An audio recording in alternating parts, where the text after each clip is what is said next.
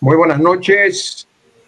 Un saludo cordialísimo a todos los participantes de esta noche, de esta hermosa conferencia que vamos a tener a cargo del padre Manuel Jerónimo Sifontes de Venezuela. La introducción, la presentación formal va a ser hecha por mi asesora, mi asistente y coordinadora de Provida Monagas, Rosaida de Ojeda. Muchas gracias, padre, por aceptar nuevamente a poder darnos una de sus valiosas conferencias como lo del día de hoy sobre la ley natural, que con seguridad que va a traer mucha curiosidad de mucha gente. A nombre del padre Shenan Bouquet, presidente de Vida Humana Internacional, pues quiero dar la bienvenida a usted, padre, también a todos los participantes y pedirles, los que están participando, que al poner su nombre se identifiquen, por favor, nos digan de qué ciudad y de qué país están viéndonos para tener una idea del alcance de esta conferencia el día de hoy. Sin más preámbulo, yo quisiera pasarle la batuta a Rosaida para que haga la presentación formal al padre Manuel Jerónimo Sifontes. Gracias. Buenas noches. Gracias, señor Mario.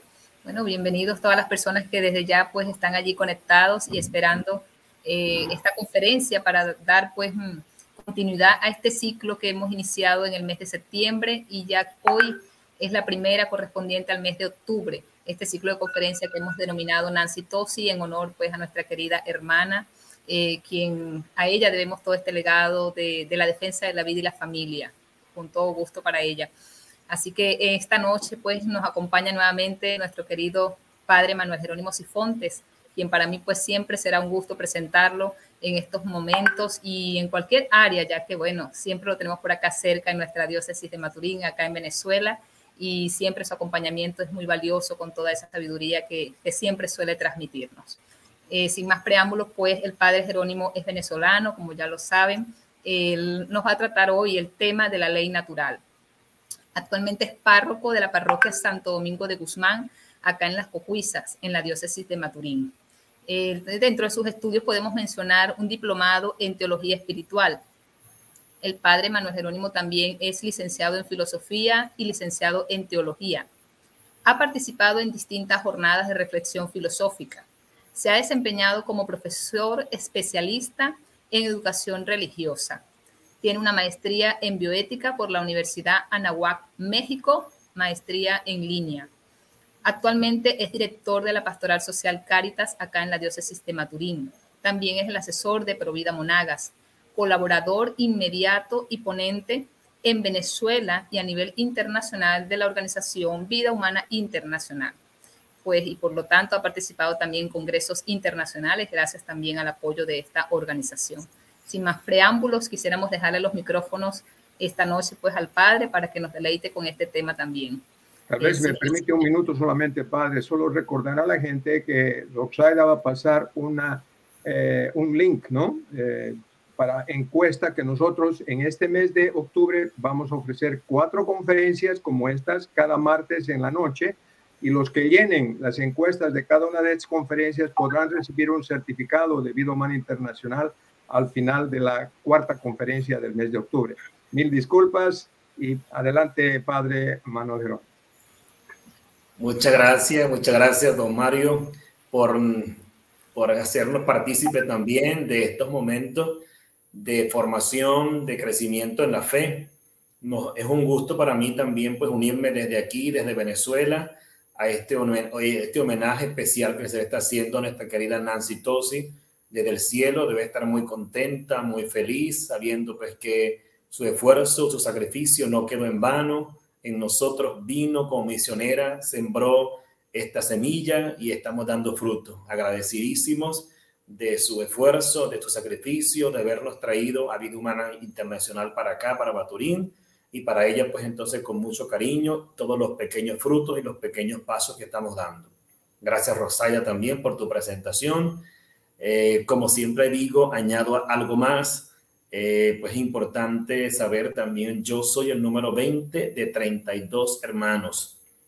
Y bueno, para mí eso es un orgullo, una satisfacción, porque es una bendición de Dios y me siento pues también satisfecho de poder tener una gran familia, de ser también una familia numerosa y estar también sirviendo a Dios ahora como sacerdote en medio de esta gran familia que Dios me ha regalado, que es mi iglesia católica. Así que bueno, quiero compartir con ustedes esta noche estas reflexiones. Es un tema muy largo, es un tema profundo, es un tema complejo, pero bueno, yo he intentado sacar unas pinceladas para más o menos tener una orientación sobre lo que se busca, lo que queremos. El tema se llama la ley natural como necesidad racional. Este tema pues lo escogí también como una intención desde la filosofía, desde la metafísica, desde lo que yo estudié en el seminario, para hacer una especie de replanteamiento y una especie de diálogo con la cultura, con el entorno, con las instituciones del día de hoy, para que nosotros podamos también pues saber cómo replantear y cómo postular la ley natural en medio de esta situación compleja que vive nuestro país, que vive nuestra región y el mundo entero. Lo primero que quisiera comentarles con respecto a esto es algunas consideraciones básicas que pudiéramos tener nosotros en este momento. Tiene que ver con respecto a lo que está de fondo. Hay un elemento de fondo importantísimo que tenemos nosotros que considerar, como son, por ejemplo, estas cosas básicas. Uno de los temas grandes, de los grandes temas y las aplicaciones del concepto de naturaleza lo constituye hoy la ley natural. Para nosotros, pues, no es nuevo, no es una cosa agarrada por los pelos, sino que es muy antiguo el problema que se está teniendo con respecto al tema de la naturaleza como un elemento constitutivo de la persona humana. Pues es muy difícil poder hacer un planteamiento de la ley natural descartando el acontecimiento de la naturaleza como un elemento constitutivo de la persona humana. De tal manera, pues, que una cosa presupone a la otra. Para poder asumir que existe una ley natural, es importante también reafirmar que existe una naturaleza que se nos ha sido dada, que nos ha sido dotada por el creador, por el ordenador, el diseñador de este proyecto que es el mismísimo Dios. Entonces, es importantísimo poder examinarla a detalle. Poco a poco vamos nosotros a apuntar algunas ideas que van a ir dándonos también pues algunas consideraciones importantes, dando algunos argumentos, unos sustentos con respecto al tema. El tema es muy largo, como decía, es un tema muy complejo porque tiene aristas de todos los tipos. Tiene pues vinculación con el derecho, tiene vinculación con la filosofía, vinculación con la teología, vinculación con la metafísica, con la teleología. Hay muchas ciencias que están inclusive vinculadas con respecto a este tema. De manera que como vamos a hacer es una especie de bosquejo general para que podamos tener ideas fundamentales. Fíjese, en primer elemento tenemos que decir que todas las personas, todos los seres humanos tenemos una especie de experiencia natural con respecto a lo que es el bien y a lo que es el mal.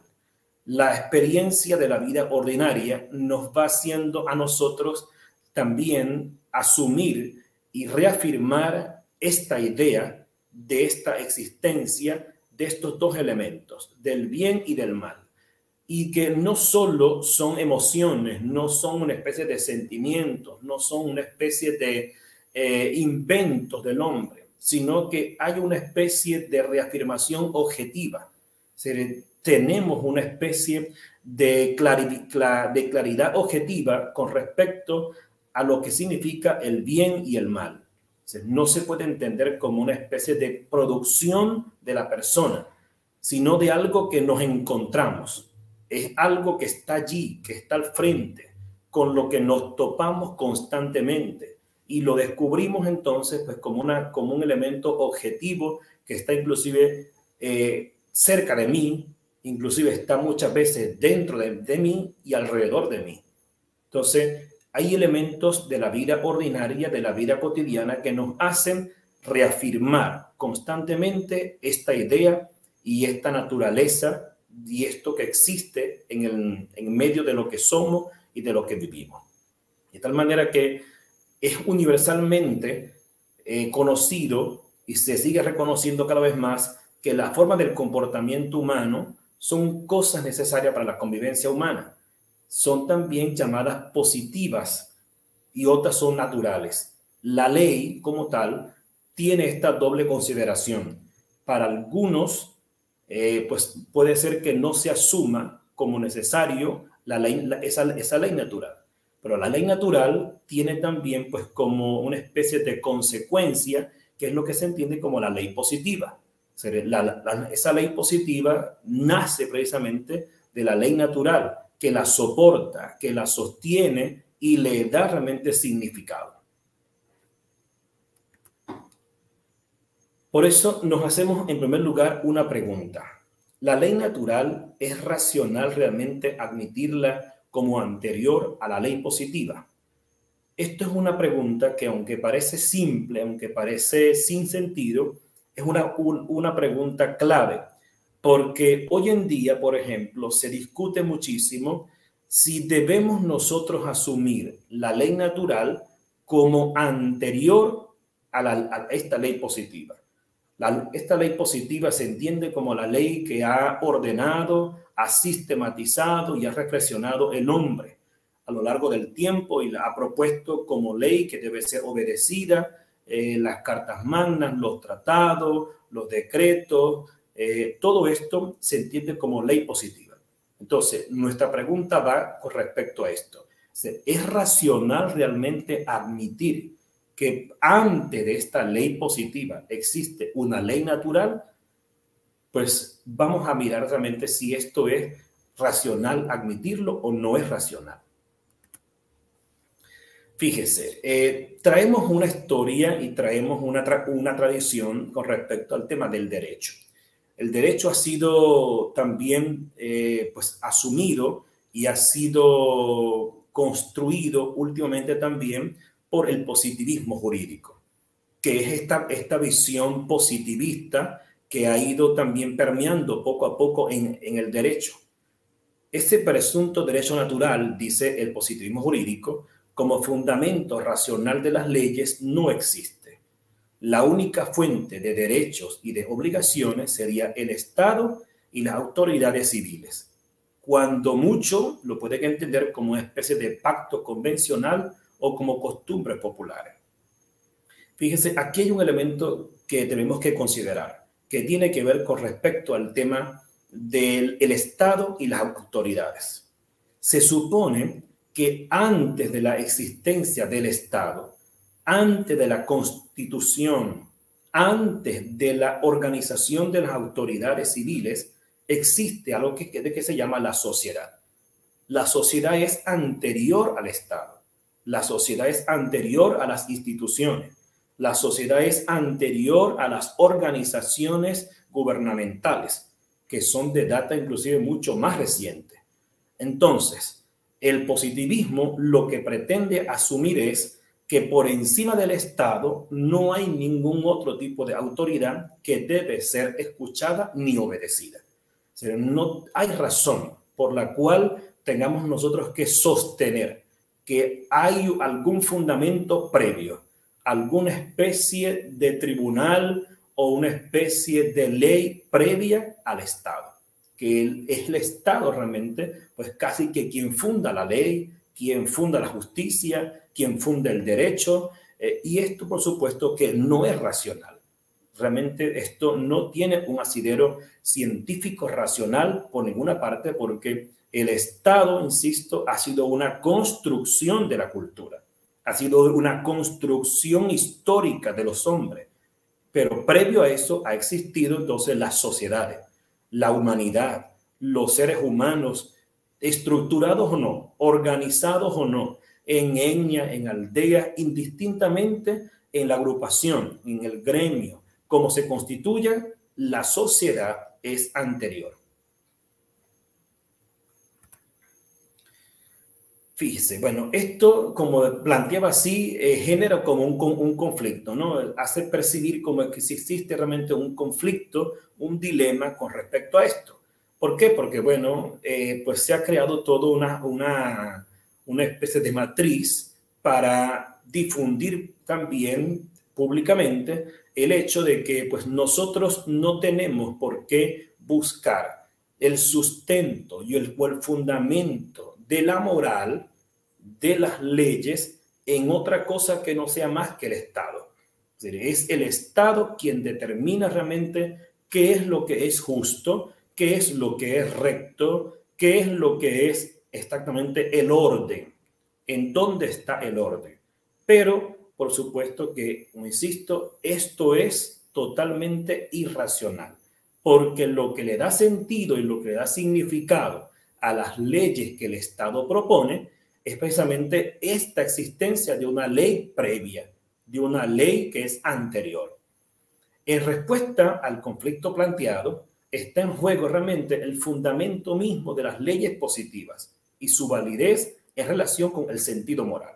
Es decir, ¿qué valor moral puede tener entonces unas leyes promulgadas por un Estado donde han sido fruto, suponiendo en el supuesto negado que no exista esa ley natural? Es decir, ¿qué validez y qué sentido racional pueden tener unas leyes promulgadas por unos hombres que se reunieron para hacer un consenso, para ordenar una convención y proponer unas leyes que los demás tienen que creer, que los demás tienen que asumir y respetar? Es decir, ¿bajo qué presupuesto?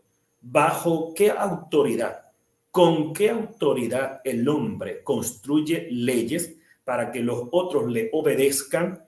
¿En relación a qué? ¿A cuenta de qué realmente se sienten estos hombres con la autoridad de hacer que otros les obedezcan y cumplan tales deberes? Entonces, al final nos hacemos esta pregunta, pues ¿en nombre de qué o de quién unos hombres pueden dictar leyes para que otros las obedezcan?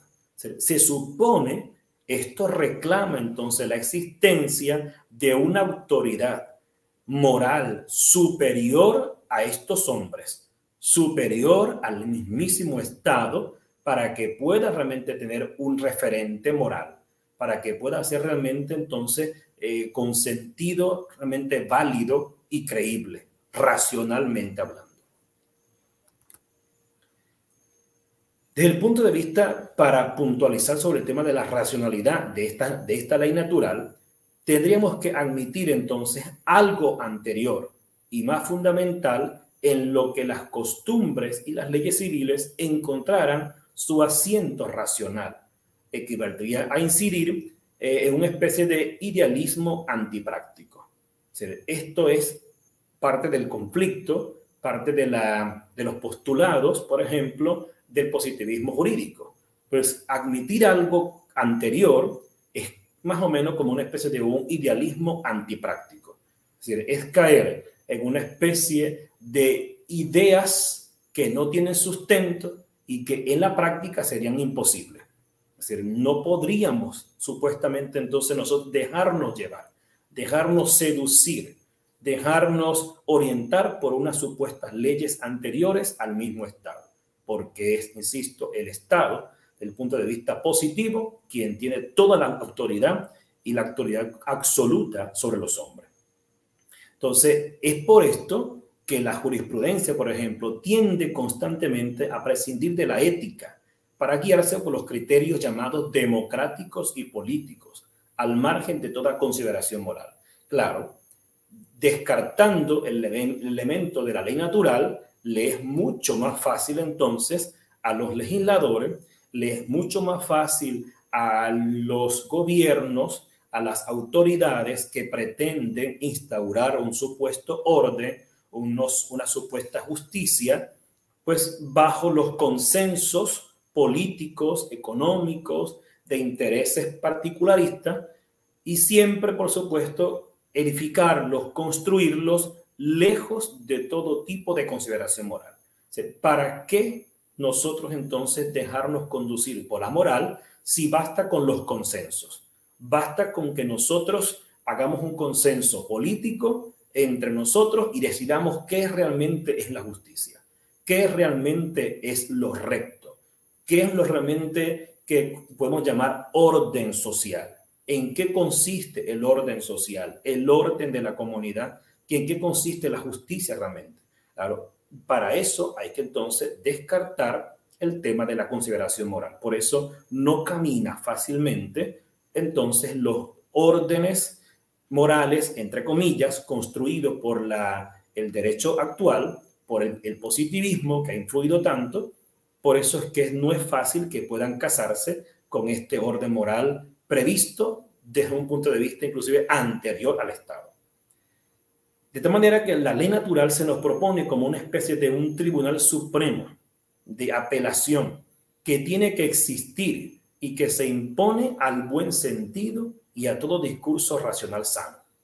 Es decir, el ser humano descubre constantemente, el ser humano reflexionando, profundizando sobre el significado, el valor, la validez de las leyes que los hombres construyen, exige realmente como natural una especie de tribunal supremo donde se pueda apelar para referirme. ¿Realmente esto es justo? ¿Esto es recto? ¿Dónde está el asidero? ¿Dónde está la fuente realmente que puede decirme que esto es auténticamente lo justo y lo correcto? Y no entenderlo entonces como una especie de consenso o convencionalismo o una especie de costumbres populares que se fueron estructurando y las inventamos y las asumimos como leyes. Algunas cosas que implican, por ejemplo, el tema de la ley natural. ¿Cuáles son las cosas que implican? Por ejemplo, las leyes positivas exigen y reclaman el apoyo de la ley natural en cuanto destinadas a un sujeto que aspira a lo que es recto y a lo que es justo.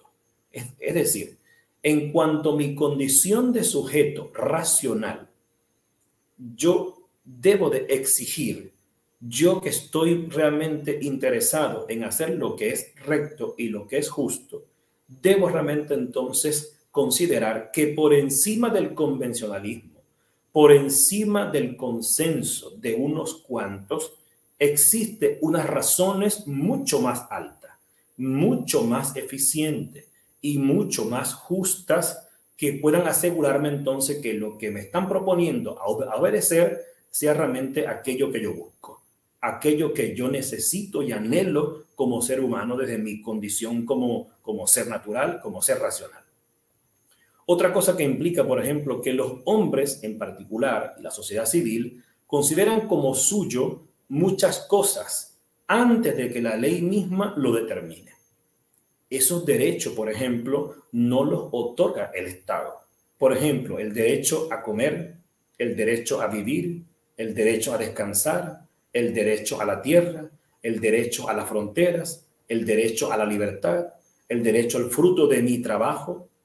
La misma sociedad, el mismo hombre en particular, reconoce que hay cosas inclusive que la misma ley no las ha determinado, que el mismo Estado no puede y no tiene ni siquiera la autoridad para legislar sobre eso.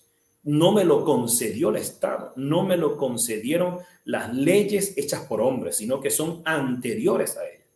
Y el Estado lo que ha hecho más bien es reconocerlas, o las leyes creadas por los hombres, las leyes positivas, lo que hacen es reconocer este derecho natural, la existencia de un derecho natural, y entonces lo que tiene que hacer es favorecer. Lo que tiene que hacer es más bien procurar una especie de resguardo, de protección sobre ese derecho y un alcance cada vez más accesible para todos los ciudadanos, para todas las personas que convivan en ese espacio determinado. De tal manera, pues que como nos damos cuenta, hay cosas, hay derechos que nos los da realmente es la naturaleza misma, que no los otorga nadie, ni por aplauso, ni por voto, ni por concesiones, ni por lástima. Son totalmente anteriores y además inherentes a la condición humana. Y aquí entonces donde está también una excelente implicación de esta ley natural y que la hace cada vez entonces comprender como racional. Es racional que asumamos la existencia y la necesidad de la ley natural dentro de la convivencia humana. Aquí quiero compartir con ustedes una especie de definición. Definición pues que no ha sido fácil porque hay muchísimas definiciones, no hay una definición absoluta. Esta es una de las más comunes, que por cierto está tomada de la concepción tomista. Ya vamos a ver un poquito cuando profundicemos ahora hacia la dimensión de la visión histórica, hagamos un poquito de visión histórica, daremos cuenta pues este aporte de Santo Tomás de Aquino con respecto al tema de la ley natural. Aunque él, pues no en toda su obra, pero sí específicamente en la cuestión 94 de la Suma Teológica, él habló extensamente sobre el tema de esta ley natural. Entonces, de allí he compilado un poco este título o este tema como definición. Dice, la ley natural es la expresión racional del orden real de las especies. Es decir, la forma como se manifiesta el orden de las especies desde el punto de vista racional exige y necesita una ley natural, especialmente la humana. O sea, todo lo que existe, todas las especies ordenadas, cada una en su reino, tienen y están sujetas a leyes que las condicionan, que las determinan, que las definen. Pues la forma como se expresa la dimensión racional de la especie humana es a través de la ley natural. Es esta la expresión real. Otro elemento del mismo concepto, pues, orden materialmente racional, efecto de una inteligencia ordenadora. Es decir, tal orden no se lo ha dado la especie por sí misma.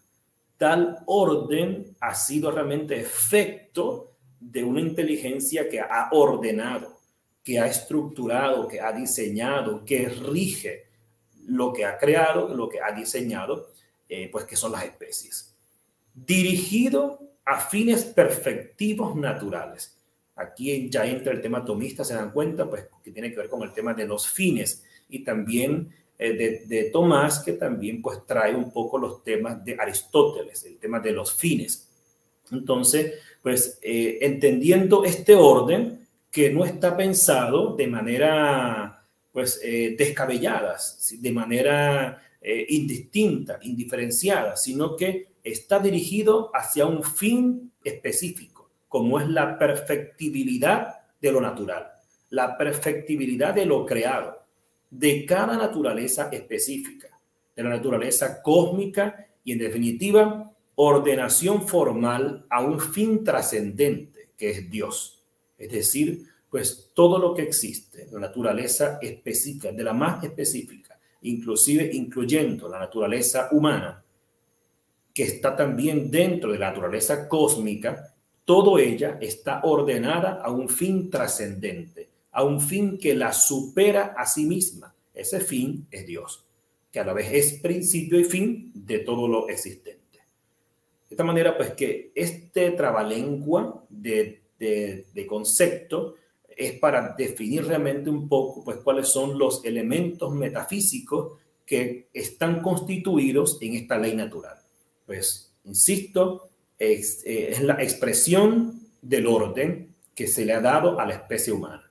Es a la vez efecto de la inteligencia que ha ordenado todo y lo ha ordenado hacia un fin específico para que llegue a la perfección, a la perfectibilidad y que pues tendrá su fin específicamente en Dios, quien es quien sostiene y quien ha dado principio y fin a todo lo que existe. Aquí vamos a hacer una especie de recorrido breve con respecto a la conciencia histórica de la ley natural. Unos brevísimos apuntes que he encontrado para compartirlo con ustedes. En primer lugar, pues no es cierto, con esto no es cierto que la ley natural sea un invento de la religión cristiana. no es cierto que sea una especie de fundamentación o de argumentación casi a juro de los cristianos para poder sostener nuestras verdades. La verdad de la revelación, la verdad de la fe. Eso no es cierto. Inclusive hay en las tradiciones sapienciales de las religiones del mundo, hay vestigios, hay algunos atisbos que nos van hablando también un poco sobre la existencia de la comprensión de una ley natural en esas tradiciones sapienciales.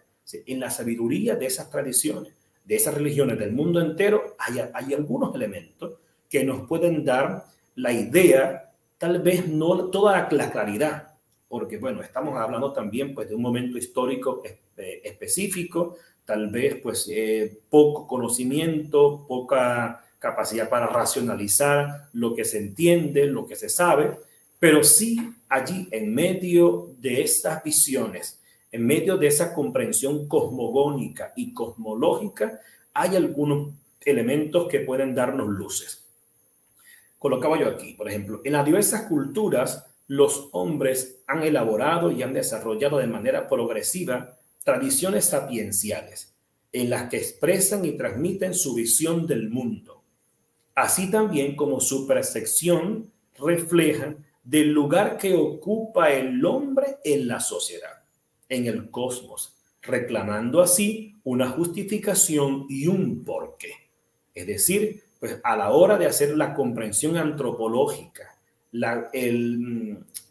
esa ubicación del hombre en medio del cosmos, pues reclaman un sentido, reclaman una especie de significado. ¿Sí? ¿Por qué? ¿Para qué está el hombre en medio de esta sociedad, en medio de esta comprensión cosmogónica? Algunos inclusive pues han entendido esto como el vehículo de una experiencia que identifica lo que favorece o lo que impide el pleno desarrollo de la vida personal y la buena marcha de la vida social. Es decir, pues para algunas personas son entendidas también entonces como algo que va a ser una especie de traslado, va a ser una especie de guiatura con respecto a la buena marcha o a la negativa marcha de la vida personal y la vida social. Es decir, el seguimiento, la escucha, la orientación de esa sabiduría, de ese conocimiento sobre el hombre, sobre su lugar, va a ser determinante para distinguir realmente entonces hacia dónde se conduce el hombre y exactamente hacia dónde va a terminar si se sigue guiando, conduciendo por esta comprensión que se tiene. Por ejemplo, se encuentra dentro de esas tradiciones sapienciales una especie de regla de oro. Una regla de oro que dice: no hagas al otro lo que no quieres para ti. Lo que no quieras para ti. En Tobías 4:15. Entonces, se encuentra bajo una forma u otra en la mayoría de las tradiciones sapienciales. Por eso es la regla de oro, precisamente, porque pues, su presencia se encuentra en muchas religiones, en muchas tradiciones sapienciales de las culturas del mundo entero. Y no solo de la judía, y no solo de la cristiana, sino que inclusive es anterior y es compartida con otros. Entonces hay una especie de comprensión universal, una especie de vínculo universal con respecto a este lugar del hombre y a este sentido moral del hombre en medio del mundo. Algunos han entendido inclusive, bueno, que esto puede ser también entendido como una especie de preparatio evangélica, o sea, como que se estaba ya inclusive preparando poco a poco lo que vendría a posteriori, que sería el evangelio, donde pues encontraríamos la máxima expresión de la ley inclusive hecha persona. Aquí apunto algunos elementos de la filosofía antigua, señalados pues estos como antes de Cristo. En primer lugar, Platón. Platón dijo una cosa así como esto. Por ejemplo, el derecho natural es un derecho ideal, una forma para los legisladores y los ciudadanos, una regla que permite fundamentar y valorar las leyes positivas. Inclusive, aquí hay una especie de sinónimo Para Platón, ley natural y derecho natural son como elementos sinónimos, donde pues se le da una especie de norma general, de norma máxima a los legisladores, para que puedan sostener las leyes que tienen que construir para la ciudadanía y la convivencia.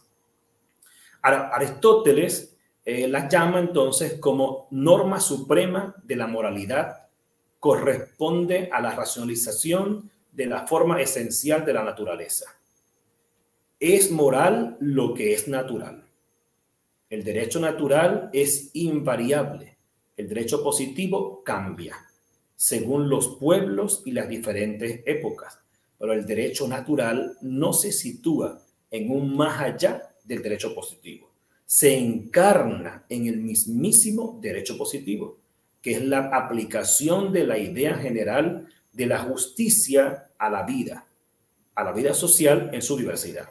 Es decir, pues que no es ajeno el derecho natural al derecho positivo.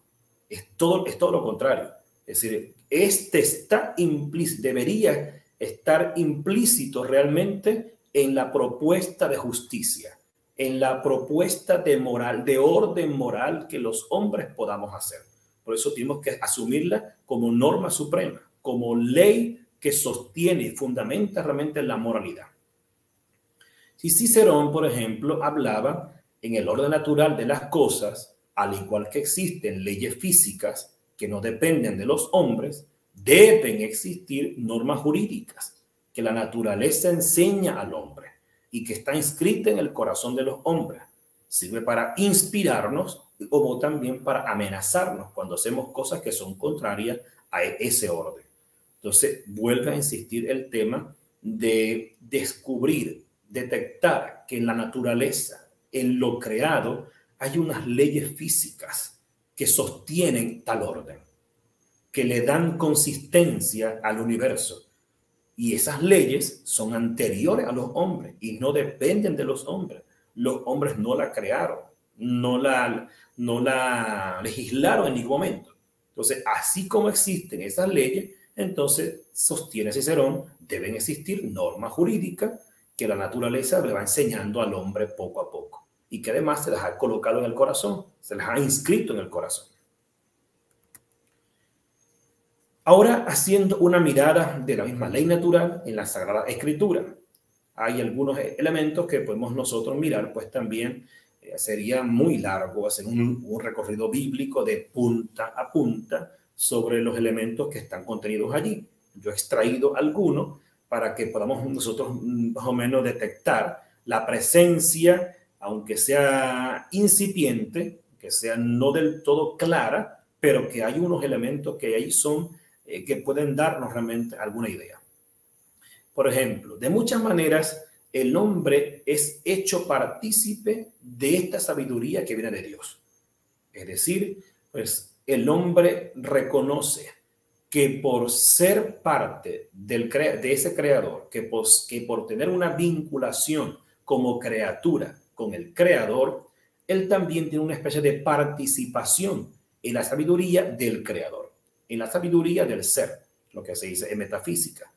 Esta participación es un don de Dios que se debe pedir en la oración. Dice el texto de Sabiduría 7:7. Por eso supliqué y me fue dada la prudencia. Invoqué y vino a mí el espíritu de sabiduría. De tal manera, pues, que entonces, en este sentido, en la misma Biblia, la misma Sagrada Escritura, señala que la sabiduría del ordenador, del diseñador, de quien le dio inicio, existencia a todo cuanto existe, ¿verdad? Esta redundancia, el hombre la puede conocer. El hombre puede acceder a ella. ¿De qué manera? Como dice el texto, la Sagrada Escritura señala a través de esa oración. Hay que pedirla como una gracia especial, como un don que puede conceder el Espíritu a las personas que lo soliciten. El mismo Jesucristo inclusive retoma la regla de oro y señala taxativamente: así pues, todo lo que quieras que haga la gente con ustedes, háganlo también ustedes con ella. Pues esta es la ley y los profetas. En esto se resumen la ley y los profetas. Jesucristo entonces, que ojo, no podemos reducir tampoco, no estamos diciendo aquí que el evangelio es una reducción de moralidad, que el evangelio es una especie de conjunto de normas morales que debemos seguir como norma moral. No estamos diciendo eso. Lo que estamos diciendo es que Jesucristo, inclusive conociendo el valor de la ley, conociendo inclusive el valor de la ley natural como un fundamento para la convivencia humana, también entonces lo valida. También entonces reconoce que el hombre puede conocerla y el hombre puede acceder a ella y cada día, a partir de allí, convivir de forma mucho más armónica y mucho más prometedora entre ellos. San Pablo, inclusive, en sus textos, específicamente en Romanos 2:14, llega a decir cosas como esta. Cuando los gentiles que no tienen ley cumplen naturalmente las exigencias de la ley, ellos, aún sin tener ley, son para sí mismos ley.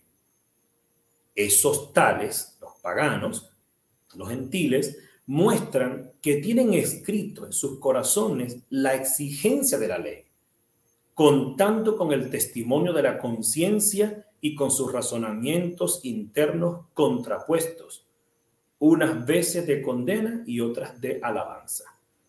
Pablo apunta con respecto al tema que inclusive en aquellos no creyentes, en aquellos que desconocen la ley eterna, en aquellos que no tuvieron tal vez nunca contacto con la revelación, en ellos también hay una especie de ley inscrita, que ellos inclusive tal vez sin conocerla, sin tener noción de ella, fueron también entonces, recibieron una especie de iluminación, lo que dirá después el concilio, pues con respecto al tema de las semillas del verbo regadas en el mundo entero, inclusive en aquellos no creyentes.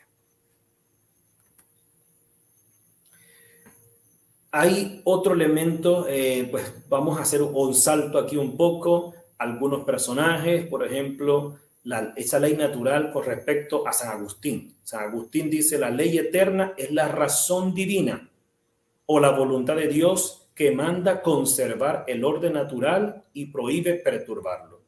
Las normas de la vida recta y de la justicia están expresadas en el verbo de Dios, que las imprime en el corazón de cada hombre.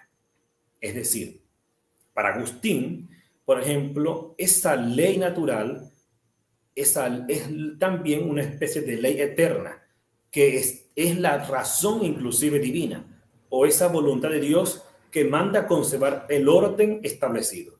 Se le prohíbe al hombre alterar el orden establecido por esa ley eterna. Es decir, que manda a respetarla como un imperativo. La patrística en general, para resumir un poco, porque son muchísimos los autores en este tiempo, señala, por ejemplo, el seguir la naturaleza y el seguimiento de Cristo no se oponen. Fíjense ustedes el nivel inclusive de valoración que tiene la patrística, los padres de la iglesia con respecto a la ley natural.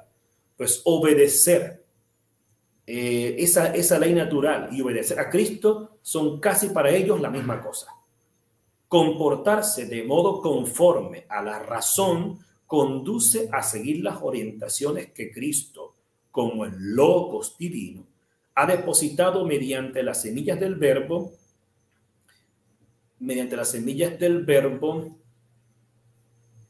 en la razón humana.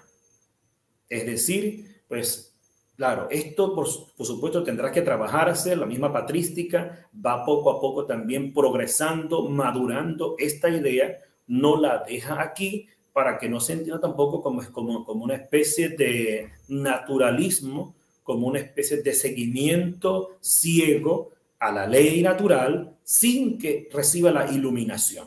Es decir, es la luz de Cristo, es el Logos divino quien va a iluminar realmente esta ley natural que el hombre descubre y el hombre recibe en su corazón.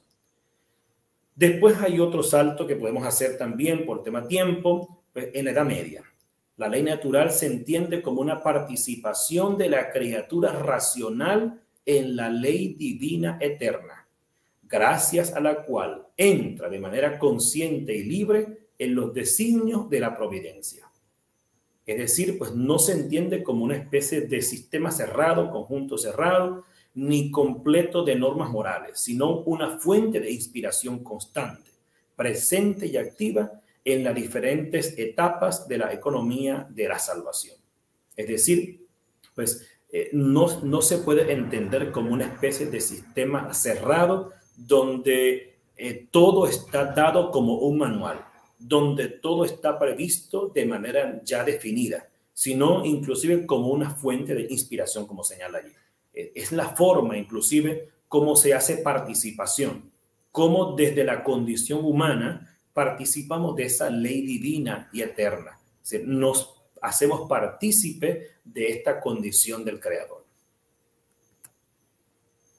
Y aquí, por ejemplo, con respecto al tema de la modernidad, ya en la parte inicial le hablé un poco sobre el tema de la contemporaneidad, que por eso no lo van a ver aquí, sino que hasta aquí hago este recorrido porque ya presento un poco el tema del problema de la racionalidad de la ley natural.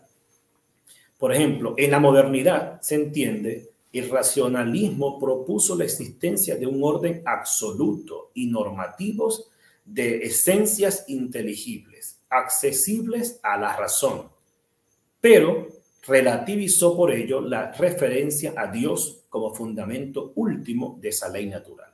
Es decir, la introducción de la crítica a la razón pura y la crítica a la razón práctica de Immanuel Kant, que pretendió entonces instaurar el racionalismo, que pretendió inclusive criticarlo todo y relativizarlo todo, entonces pues señala una especie de, hay un orden, sí lo hay un orden absoluto y normativos, pero ese orden no está en Dios. Ese orden no es dado por Dios, sino que está en las esencias de las cosas, que está en las esencias de lo que existe. Y entonces por eso saca a Dios como el fundamento, como el diseñador de tal orden. Entonces, el orden de las cosas entonces no lo da Dios, sino que está contenido de manera autónoma en las esencias inteligibles que son accesibles al hombre por la razón. O sea, el hombre puede llegar a esas esencias inteligibles por su conocimiento y no hace falta iluminación divina. Y no hace falta una especie de ley heterónoma que desde fuera me pueda entonces iluminar para que sea comprensible. Es decir, yo solo puedo entenderlas, según la modernidad, ¿no? Resumiendo entonces con respecto a esto, porque ya me queda poquito tiempo, me quedan unos corticos minutos. Hoy en día, por ejemplo, la Iglesia Católica recurre con frecuencia a la ley natural en 4 contextos principales. Vamos a señalarlos rápidamente para que podamos tener noción de ellos. En primer lugar, lo hace ante el crecimiento actual de una cultura que limita la racionalidad a las ciencias más rigurosas y abandona al relativismo la vida moral. Es decir, que hace estudios exhaustivos, profundos y rigurosos para poder alcanzar la comprensión de los procesos lógicos, los procesos naturales que se dan en las ciencias, en el orden, en la naturaleza, en las cosas. Pero esta rigurosidad que utiliza para las ciencias, para las demás ciencias, no lo hace con el elemento moral. ¿Por qué? Precisamente porque no le interesa, porque no le importa realmente establecer ningún tipo de investigación, ningún tipo de racionalización con respecto a la moral. Lo deja a la libertad, a que cada uno entonces pueda asumirlo a su libre arbitrio. Cada uno viva su moralidad, cada uno viva la ley, cada uno viva sus normas, sus reglas, como le parezca, y por eso entonces caemos en relativismo. Entonces, en este sentido, la Iglesia insiste en la capacidad natural que tienen los hombres de captar mediante su razón el mensaje ético contenido en el ser. O sea, nosotros somos capaces, en lo que la Iglesia insiste, somos capaces de, por medio de la razón, inclusive llegar a la comprensión de esa valoración ética de nuestra conducta, de lo que hacemos. O sea, no estamos desprovistos de tal razonamiento. Y además señala la capacidad para conocer sus líneas principales, en sus líneas principales las normas fundamentales. Es decir, tal vez no podremos comprender la totalidad de las normas fundamentales que sostienen la convivencia humana, pero las líneas principales, los presupuestos básicos, podemos a nosotros también entonces intuirlos, por lo menos intuirlos podemos. Otro elemento en el que la Iglesia insiste y contextualiza el énfasis sobre esta ley natural, por ejemplo, en segundo lugar, es ante el individualismo relativista, que considera que cada individuo es fuente de sus propios valores y que la sociedad es el resultado de un mero contrato establecido entre individuos que eligen constituir por sí mismos todas las normas. Pues, y aquí también donde hace falta reafirmar una vez más el tema de la ley natural. Pues nos recuerda que el carácter natural y objetivo no es fruto de un consenso, no es fruto de un acuerdo o una convención entre los hombres. Como decíamos al principio, es anterior de las normas fundamentales que rigen la vida social y la vida política. O sea, hay un elemento de carácter natural y objetivo que trasciende la subjetividad, los antojos y los caprichos, los supuestos valores que hoy se impone a la sociedad para que sean respetados, sean asumidos como pues absolutos también. En tercer lugar, donde se afirma también esta ley natural, es frente a un laicismo agresivo que quiere excluir a los creyentes del debate público. La Iglesia insiste en que las intervenciones de los cristianos en la vida pública sobre temas que se refieran a la ley natural, por ejemplo, justicia, a la familia, la vida, los derechos humanos, la verdad, la libertad, la educación, etcétera, etcétera, etcétera, no son de por sí de naturaleza confesional, sino que indican la preocupación que cada ciudadano debe tener por el bien común de la sociedad.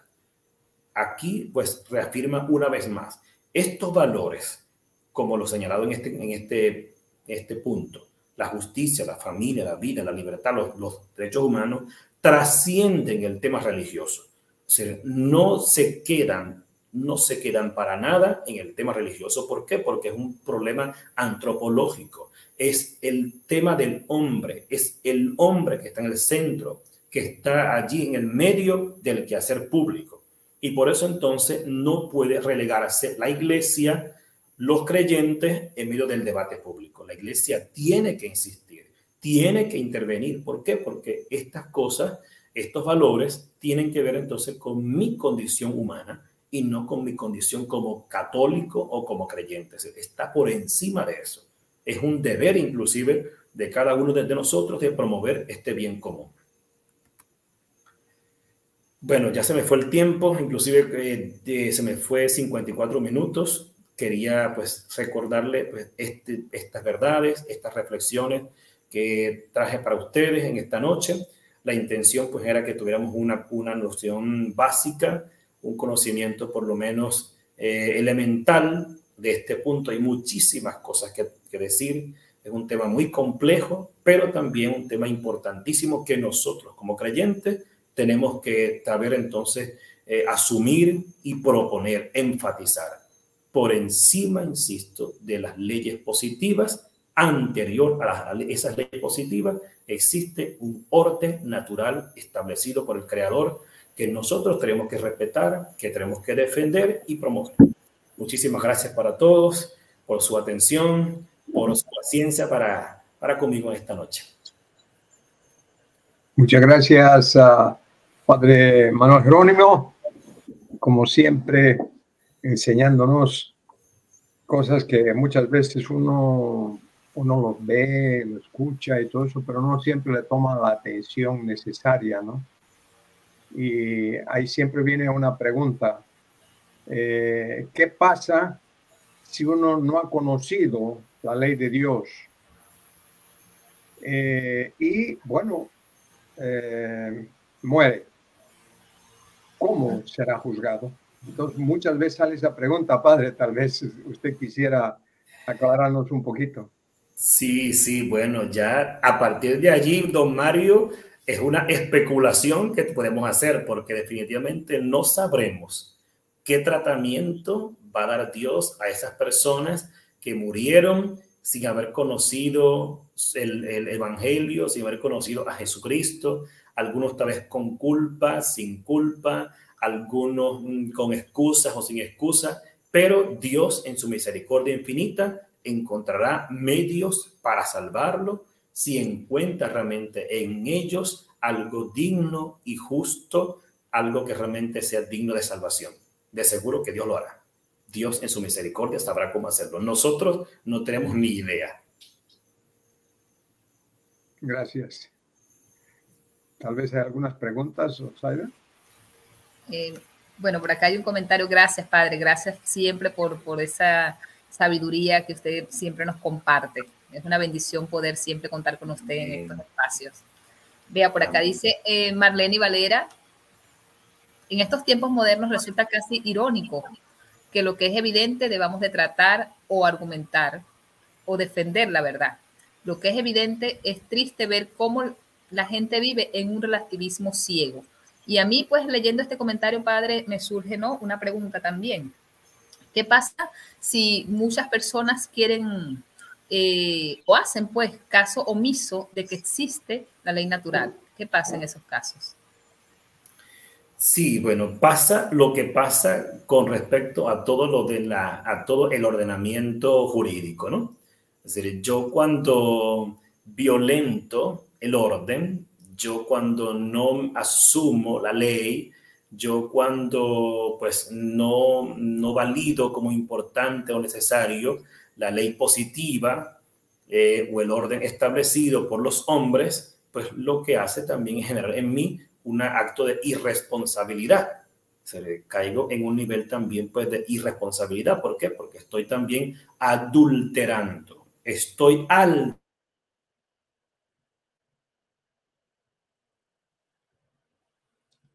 Dios nos ha diseñado con un propósito. Entonces, no responder a ese propósito es también entonces transgredir el orden que se ha establecido para mí.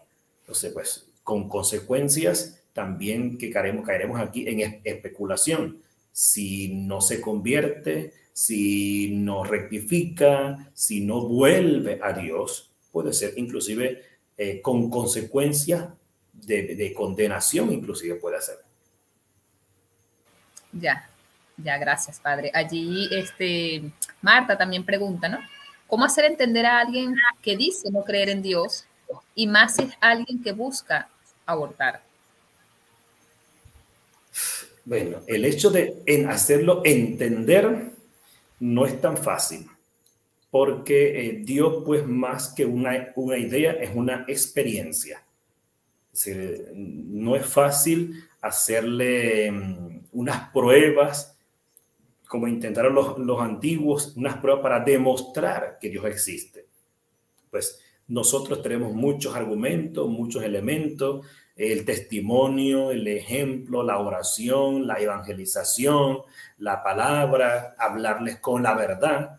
Si todo eso no les hace entender, pues dígame usted, pues entonces, ¿de qué tipo de argumentación tenemos que valernos para hacerles entender? Entonces, Dios, más que un entendimiento de una idea abstracta, Dios es una experiencia. Tiene que invitarle más bien para que pueda aperturar, para que pueda discernir y redescubrir en su vida las huellas de Dios. Que yo no me autodiseñé, yo no me autocreé, yo no ordené el espacio donde yo convivo. Ya cuando llegue ya había un orden establecido, hay unas leyes que sostienen todo esto y pues que me hacen a mí más bien, me dan un imperativo para que yo actúe en consecuencia. Y pues, si más está intentando violentar la vida de un ser humano, por supuesto que es una cosa que también está en contra, no solo de mi fe, sino inclusive de la condición humana básica. Así es, padre. Bueno, por ahora creo que no hay más preguntas acá en el chat. Sin embargo, esa reflexión que usted acaba de hacer acá al final, yo quisiera completarla, ¿no? O complementarla un poco con un pensamiento de Santo Tomás de Aquino, padre, si me permite. Dice, el bien se debe hacer y buscar, y el mal se debe evitar. Esto de verdad que pues invita un poco a reflexionar en eso, en esa pregunta, ¿no? que nos hacía Marta en relación a alguien que quiera pues ponerle fin a una vida, incluso pues desde el vientre materno. O sea, nosotros tendemos por esa misma ley natural que usted nos acaba de mencionar, ¿no? Tendemos siempre es a buscar el bien y hacer, pues pretender siempre ir por ese camino del bien. Pero para eso pues también debemos de tener una conciencia y una voluntad educada. ¿Verdad, padre? Así es. Sí, ciertamente, pues una cosa va con la otra. Pues hace falta educar la conciencia, que es otro tema también larguísimo, profundo, que implica también, pues entonces, recibir adecuadamente, oportunamente la enseñanza en valores, la enseñanza de las virtudes, la enseñanza cristiana, recibir el evangelio. Pues, hay muchísimas formas, muchísimos modos de educar esa conciencia para que actúe de manera recta, para que actúe de manera certera y veraz, para que podamos estar cada vez inclusive escuchando de manera mucho más afinada a Dios, la voz de Dios que habla en la conciencia. La conciencia es el sagrario del hombre, donde encuentra a Dios. Allí se escucha a Dios constantemente. Entonces, tenemos nosotros que agudizar el oído porque Dios sigue hablando a los hombres y lo hace a su modo, con signos, con símbolos, en el susurro de la conciencia. Ahí va susurrando su voz y su palabra. Aquí hay una pregunta, Rosalia, no sé si la ves. ¿La puedes ver? Sí, ¿cómo explicar la ley natural a esta sociedad tan ideologizada? Pues como decía al final, primero buscar, identificar a qué tipo de ideología nos estamos enfrentando, qué tipo de ideologías tenemos en el momento, porque la sociedad humana ha pasado por etapas históricas y han surgido una ideología y otra, y la iglesia ha tenido que salir al paso.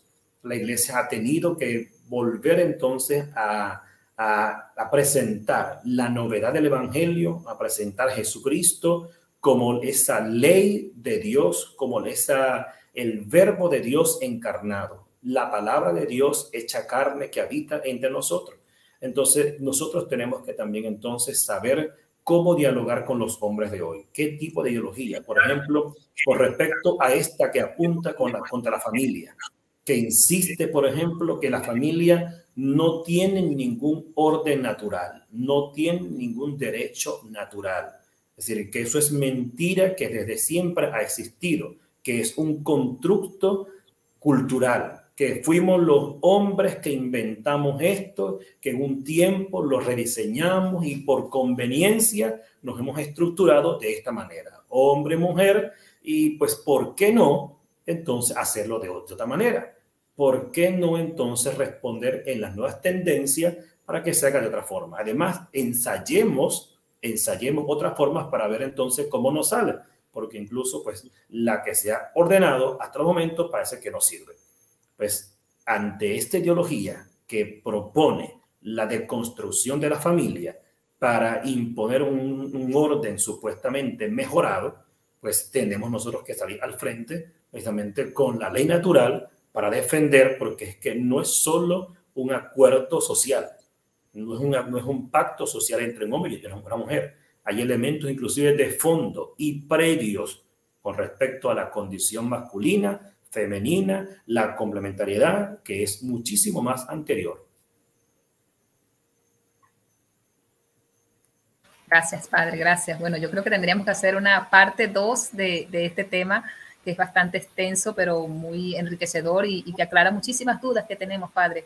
Pero bueno, ya se nos terminó el tiempo y para la gloria de Dios, sí, hemos abarcado pues todas las preguntas que estaban por allí. Nosotros una vez más queremos agradecer su participación y sobre todo pues a la Organización Vida Humana Internacional por hacer posible estos espacios y estos momentos de formación y de discernimiento sobre todo, ¿no? E invitarle pues a todas las personas que están allí en línea a que continúen participando cada martes de este ciclo de conferencias. Y también pues recordarles que pues, en muy pocos días iniciará lo que es el curso de capacitación Provida que ofrece la Organización Vida Humana Internacional. En muy pocos días ya estaremos haciendo el lanzamiento y reflexionaremos sobre todos estos temas que se están tratando acá en los ciclos de conferencias para que se puedan profundizar desde sus espacios. Así que pues y que no se olviden de compartir con sus contactos, ¿no? Especialmente esta conferencia está siendo grabada y entonces podrán tranquilamente bajarla si quieren, pero avisen a sus contactos de que estamos ofreciendo estas conferencias cada martes en la noche. Y si ustedes llenan las encuestas, obviamente tendremos los correos electrónicos de ustedes para poderles informar también de otras actividades que tengamos a futuro. Nuevamente, Padre Manuel Jerónimo, muy agradecido por su conferencia esta noche, muy enriquecedora personalmente para mí, y gracias también a Rosaida por la conducción. Y todos los amigos que nos escuchan los invitamos nuevamente para el próximo martes. Gracias a ustedes, muchas gracias por la invitación y que Dios les siga bendiciendo con mucha vida, con mucha salud, para que sigamos dando muchos frutos. Dios cuenta con nosotros. Amén. Amén, amén. Bueno, saludos y nos despedimos. Gracias a todos los participantes.